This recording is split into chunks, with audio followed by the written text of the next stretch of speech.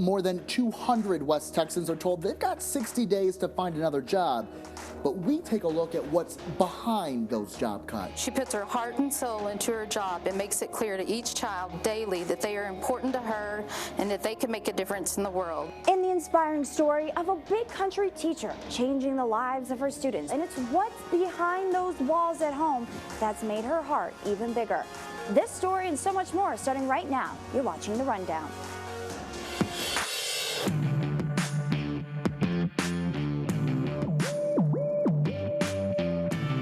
Happy Friday, everyone. Thanks so much for finishing your week with us on The Rundown. I'm Keni Mac. And I'm Tim O'Brien. Don't worry, our chief meteorologist, Ricky Cody, is here. He's standing close by outside our station. He's preparing for some pretty nasty weather that could hit the Concho Valley tonight. Yeah. Hey, Ricky, so you told us earlier that the timing of these storms looks to be hitting overnight, but it's starting to get pretty gloomy out there right now.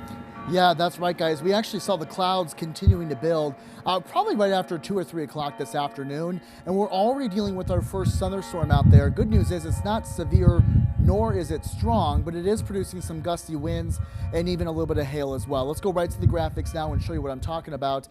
Again, this is very isolated right now. The only shower and thunderstorm in our area happens to be well north of San Angelo. Let's zoom in closer here and show you this storm is right now rolling into Coke County. We'll be rolling into Nolan County as well. It's producing some gusty winds. It's also giving us some pea-sized hail, but again, it does not quantify as a severe storm, and that's the only one we're looking at right now. However, you can see the clouds building back towards the west.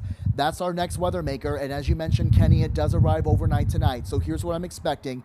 Coverage for these showers and storms will be after midnight. We may see a couple isolated cells before that, but the bulk of the coverage will be after midnight. And again, my concerns here will be damaging winds, some hail, and frequent lightning. There's also a low-end tornado risk that I can't rule out, and we're going to talk more about that and time it out for you in a little more detail. It's a good reminder, because of when these storms are happening, to download our free mobile app as well. That's the Fox West Texas app to stay ahead of the showers and storms. I'll be back in just a little bit with a timeline of those showers and storms, and more importantly, what it means for the rest of your weekend coming up.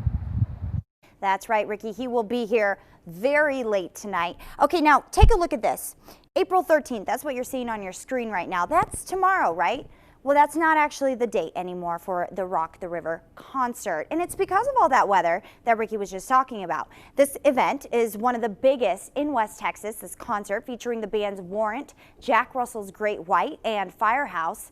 But many West Texans woke up just today hearing two things. Some sources saying it was canceled, others saying it was just postponed. Now, let's remember, most of these people have already paid for the event, including an after party. We have the man behind the event in studio with Tim to confirm all that hearsay. We are joined here with Drake from 103.5 Jack FM, right here in San Angelo. That's right. Thank you for coming down. We appreciate it. You bet. Thanks, Tim. Drake also went on to say that in regards to a Facebook post today, that there was a misunderstanding between he and Shenanigans Bar and Grill on a post-show party with one of those bands scheduled to play. Shenanigans has since removed itself as one of those sponsors of the concert. For more on this story, you can visit myfoxzone.com. Now on to another big story today. One of Brownwood's biggest employers, Kohler Company, has made the announcement that they will be laying off almost half of their employees. Our Monica Coleman is live in Brownwood today. She spoke with the city on what they're doing next to help those who are now out of a job. Monica. Kohler, a household name that you probably know because you either have the plumbing products, the kitchen supplies, or maybe just the bathroom decor within your own home. Also, Kohler said they're not going under at all, that this is just their way of reinvesting, and they're doing better than they have in the past 3 years. Later tonight at 9 o'clock, I'll let you in on more of what the city has said and what they're doing to help those people who are no longer going to be employed. Live in Brownwood for Fox West Texas, I'm Monica Coleman.